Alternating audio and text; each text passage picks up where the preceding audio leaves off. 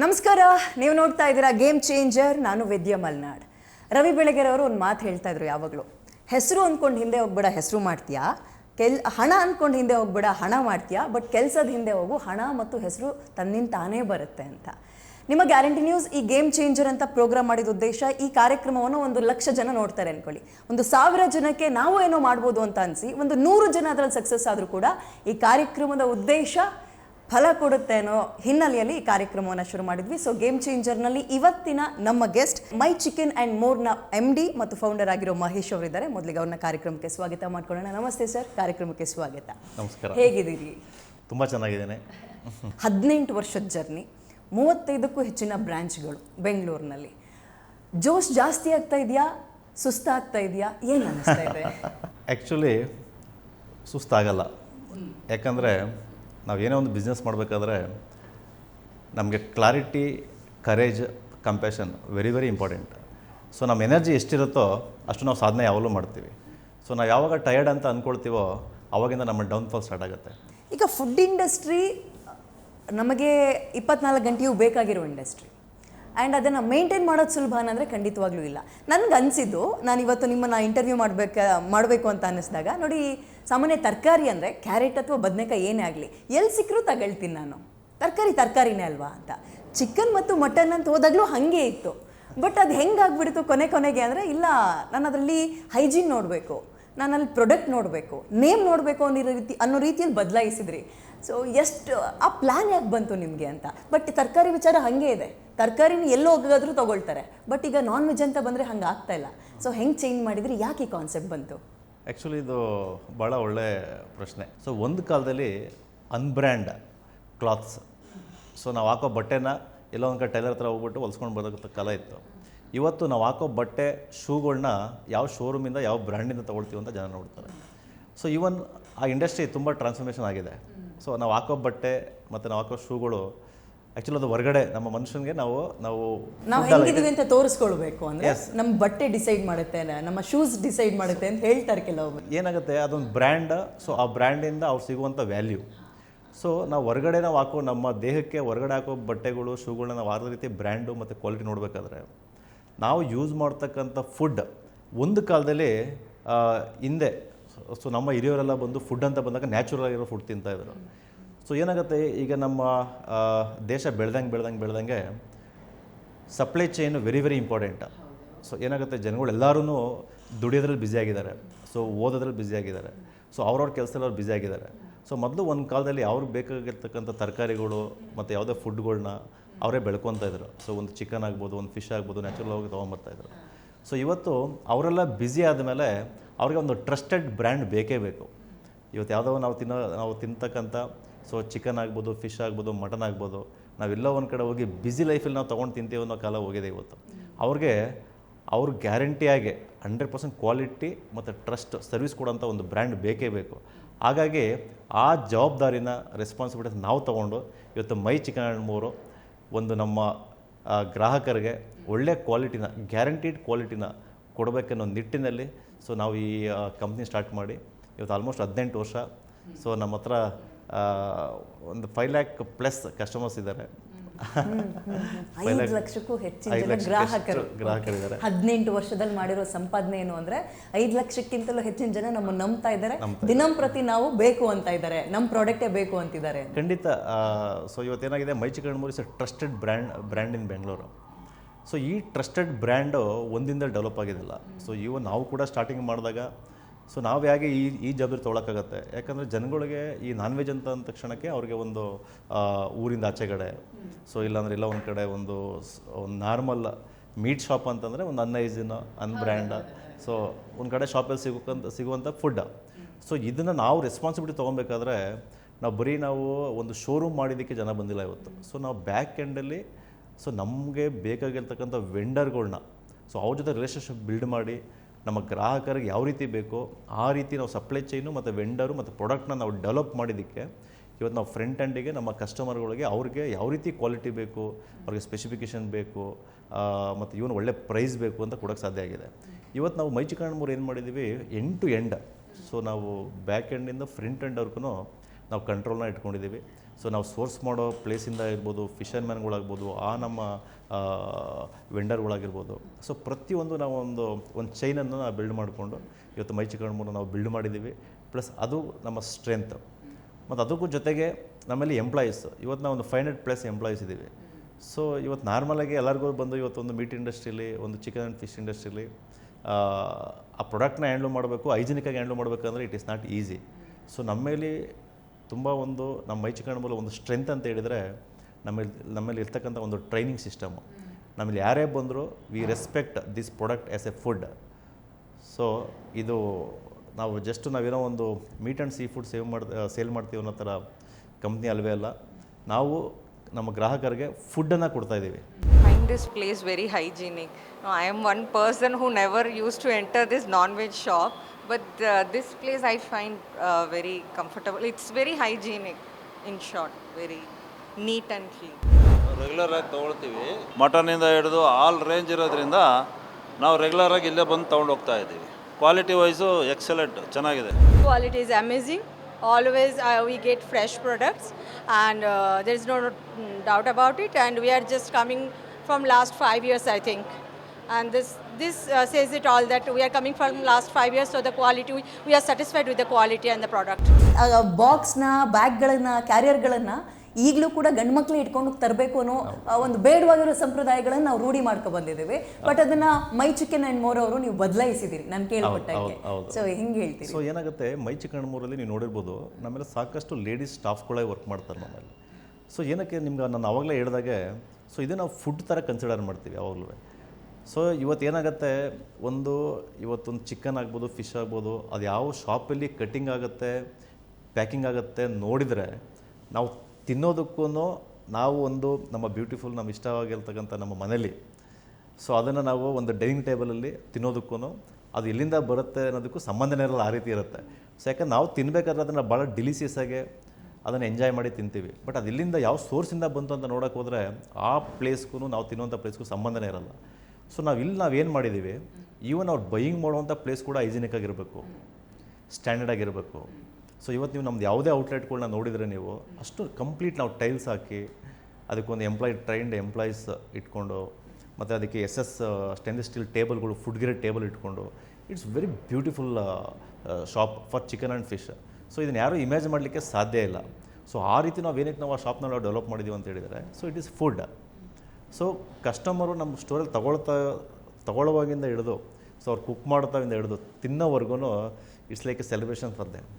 Concept ಹೆಂಗೆ ಬಂತು ನಿಮಗೆ? ಹಿಂಗೆ ಮಾಡ್ಬೋದು, ಇಷ್ಟು ಕ್ಲೀನಾಗೂ ಮಾರ್ಬೋದು ನಾವು, ಅದೇ ಮಾಂಸವನ್ನು ವೆರೈಟಿಯಾಗಿ ಮಾರ್ಬೋದು ಅಂತ ತಲೆಗೆ ಬಂದಿದ್ದು ಹೆಂಗೆ ಐಡಿಯಾ? ಆ್ಯಕ್ಚುಲಿ ಇದು ನಾನು ಮೊದಲು ಒಂದು ಪ್ರೀವಿಯಸ್ ಕಂಪ್ನಿಲಿ, ಒಂದು ಪೌಲ್ಟ್ರಿ ಕಂಪ್ನಿಲಿ 1-2 ಕಂಪ್ನಿ ವರ್ಕ್ ಮಾಡ್ತಾಯಿದ್ದಾಗ, ಸೊ ಅಲ್ಲಿ ನಾನು ಈ ಪೌಲ್ಟ್ರಿ ಫಾರ್ಮರ್ಸ್ಗಳು ಮತ್ತು ಈ ಟ್ರೇಡರ್ಸ್ ಶಾಪ್ನೆಲ್ಲ ವಿಸಿಟ್ ಮಾಡ್ತಾಯಿದ್ದೆ.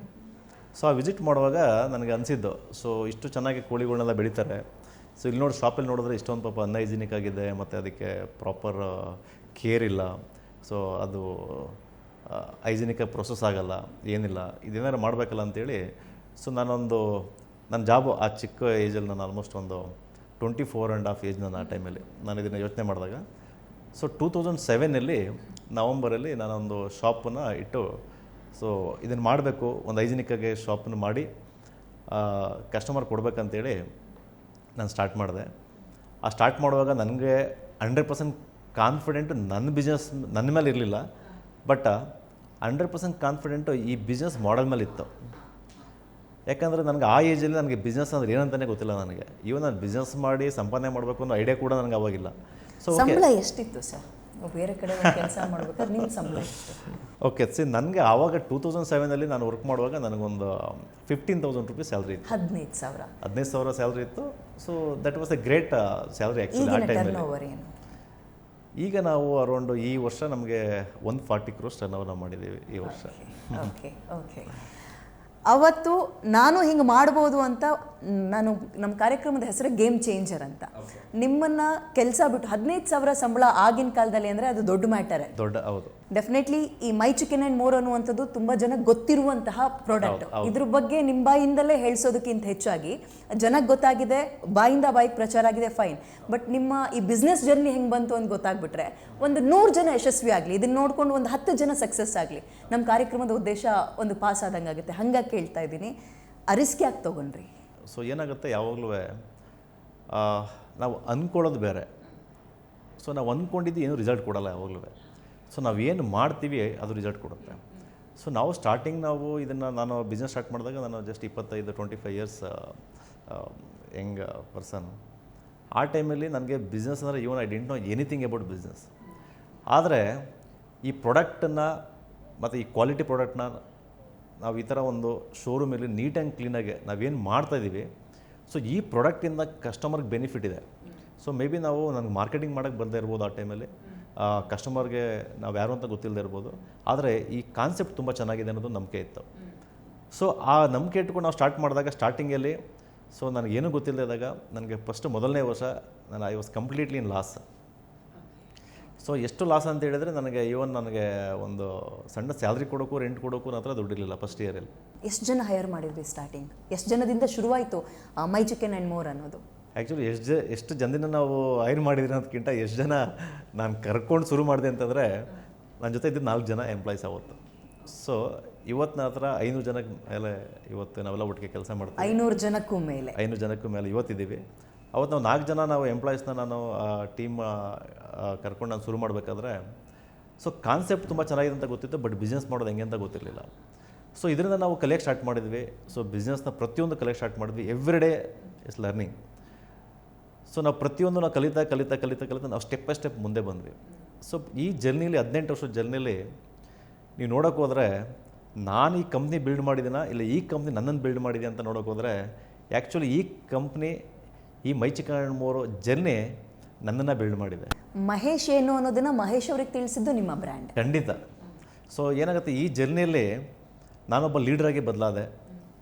ನಾನೊಬ್ಬ ಸೊಸೈಟಿ ಬಗ್ಗೆ ಏನಾದರೂ ಒಂದು ಡಿಫ್ರೆನ್ಸ್ನ ಮಾಡ್ಬೋದು ಅನ್ನೋ ಒಬ್ಬ ವ್ಯಕ್ತಿಯಾಗಿ ಬದಲಾದೆ ನಾನು ಇವತ್ತು ನನ್ನ ಬಗ್ಗೆ ನಾನು ಯೋಚನೆ ಮಾಡಿಕೊಂಡು ಒಂದು ಸ್ಯಾಲ್ರಿ ತೊಗೊಂಡು ಯೋಚನೆ ಮಾಡ್ತಿರ್ತಕ್ಕಂಥ ಮಹೇಶ ಇವತ್ತು ದೇಶದ ಬಗ್ಗೆ ಯೋಚನೆ ಮಾಡುವಂಥ ಮಹೇಶಾಗಿ ಬದಲಾಗಿದ್ದೇನೆ. ಈ ಕಾನ್ಸೆಪ್ಟ್ ನಾಳೆ ದಿನ ಇವತ್ತು ನಮ್ಮನ್ನೆಲ್ಲ ಫಾಲೋ ಮಾಡಿ ಇಡೀ ಈ ಮೀಟ್ ಇಂಡಸ್ಟ್ರಿ ಚೇಂಜ್ ಆಗ್ತಾಯಿದೆ. ಎಲ್ಲರೂ ಹೈಜಿನಿಕ್ ಸ್ಟೋರ್ಸ್ ಮಾಡ್ತಾಯಿದ್ದಾರೆ. ನನ್ನ ಕಡೆಯಿಂದ ನಾನು ಯಾವಾಗಲೂ ಯೋಚನೆ ಮಾಡೋದು, ನಮ್ಮ ಕಂಪ್ನಿ ಕಡೆಯಿಂದ ಒಂದು ಒಳ್ಳೆ ಕಾಂಟ್ರಿಬ್ಯೂಷನ್ ಆಲ್ರೆಡಿ ಕೊಡ್ತಾಯಿದ್ದೀವಿ. ಸೊ ನಾವು ಇವತ್ತು ಬೆಂಚ್ ಮಾರ್ಕ್ ಆಗಿದ್ದೀವಿ ಇಂಡಸ್ಟ್ರಿಯಲ್ಲಿ. ಎಲ್ಲ ಸ್ಟೋರು ಹೈಜಿನಿಕ್ ಆಗಬೇಕು. ನಾವು ತಿಂತಕ್ಕಂಥ ಚಿಕನ್ನು ಮತ್ತು ಫಿಶ್ಶು ಅದು ರೋಡ್ ಸೈಡಲ್ಲಿ ಸಿಗಬಾರ್ದು, ಅನ್ಹೈಜಿನಿಕ್ ಶಾಪಲ್ಲಿ ಸಿಗಬಾರ್ದು.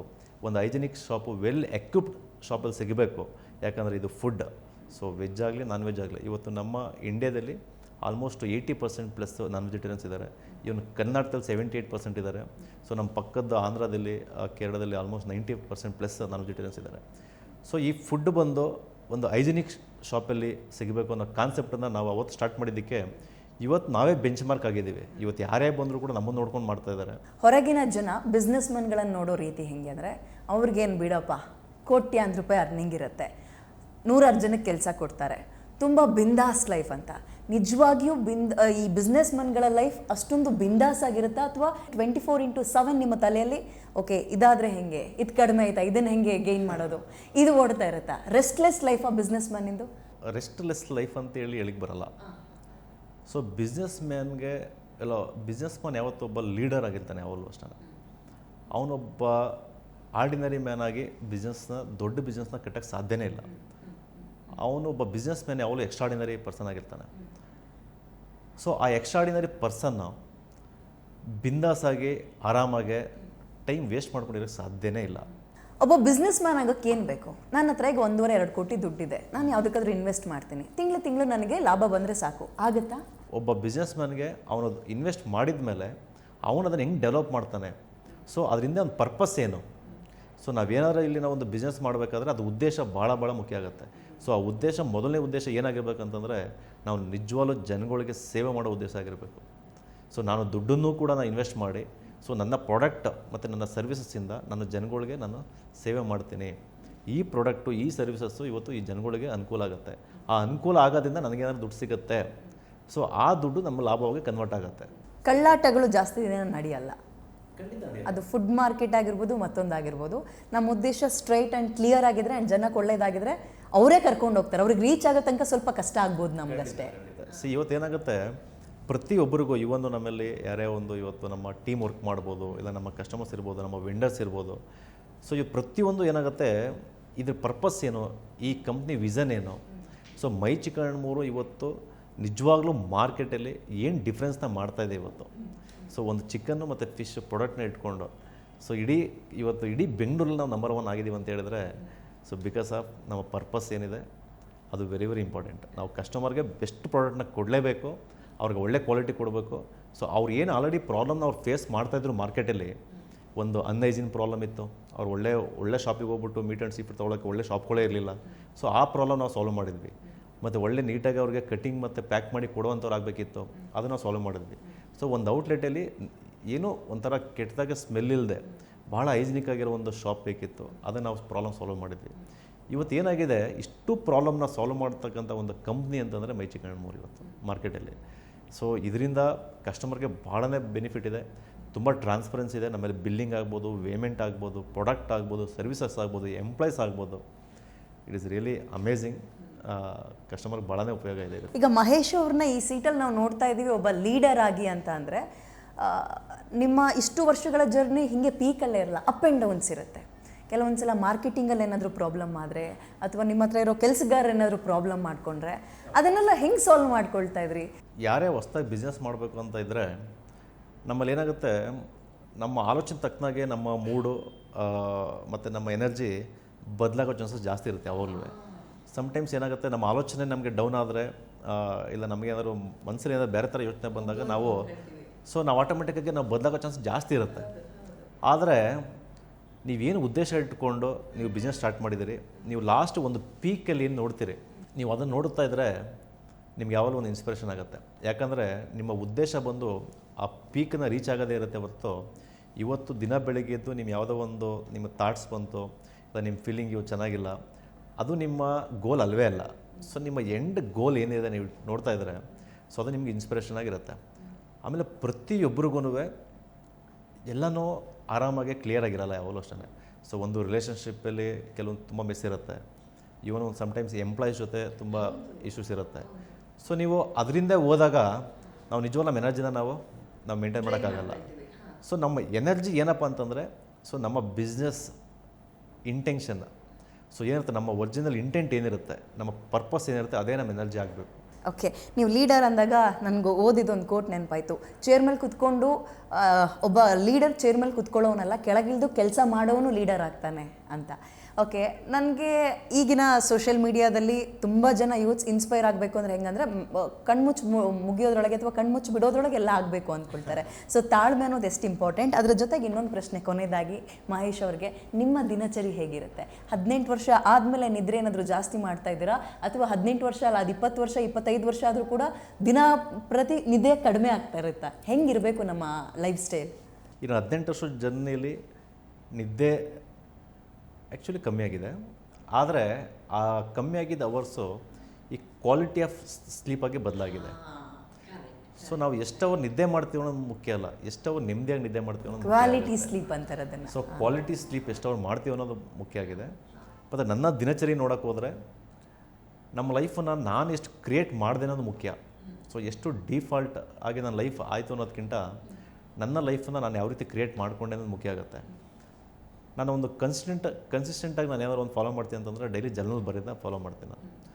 ಸೊ ನನ್ನ ಡೈಲಿ ಬೆಳಿಗ್ಗೆ ಎದ್ದು ನನ್ನ ಜರ್ನಲ್ ಬರೀಬೇಕಾದ್ರೆ, ಸೊ ಇವತ್ತಿನ ದಿನ ನಾನು ಯಾವ ರೀತಿ ನಾನು ಕಳಿಬೇಕು, ನನ್ನ ಮೀಟಿಂಗ್ಸ್ ಏನು, ಸೊ ನಾನು ಯಾರನ್ನ ಮೀಟ್ ಮಾಡ್ತೀನಿ ಇವತ್ತು, ಸೊ ನಾನು ಮಾಡ್ತಕ್ಕಂಥ ಇವತ್ತು ಯಾವುದೇ ಆ್ಯಕ್ಷನ್ಸ್ ನನ್ನ ಡ್ರೀಮ್ಗೆ ಯಾವ ರೀತಿ ಇದು ನನ್ನ ಆ್ಯಕ್ಷನ್ಸ್ಗಳು ನನ್ನ ಡ್ರೀಮ್ನ ಫುಲ್ಫಿಲ್ ಮಾಡುತ್ತೆ ನೋಡ್ತೀನಿ. ಯಾಕಂತಂದರೆ ನಮ್ಮ ಡ್ರೀಮ್ ಒಂದಿದ್ದು ನಮ್ಮ ಆ್ಯಕ್ಷನ್ಸ್ ಬೇರೆ ಇದ್ದರೆ, ನಾವು ಖಂಡಿತ ನಮ್ಮ ಡ್ರೀಮ್ನ ನಾವು ಅಚೀವ್ ಮಾಡೋಕ್ಕಾಗಲ್ಲ. ಆ ಡ್ರೀಮು ಬರೀ ಡ್ರೀಮಾಗ ಉಳ್ಕೊಳ್ಳೋ ಚಾನ್ಸಸ್ ಇರುತ್ತೆ. ಸೊ ಡೈರಿ ಬರೆಯೋ ಅಭ್ಯಾಸ ಇದೆ ಆ್ಯಂಡ್ ಪ್ಲಾನಿಂಗ್ಸ್ ಮಾಡ್ಕೊಳ್ತೀರಾ ಎವ್ರಿ ಡೇ? ಖಂಡಿತ every day morning routine planning, ಮತ್ತು night so before sleeping completion ಅಂತೇಳಿ ನಾವು ಡೇನ ರಿವ್ಯೂ ಮಾಡ್ಕೊಳ್ತೀನಿ ನಾನು.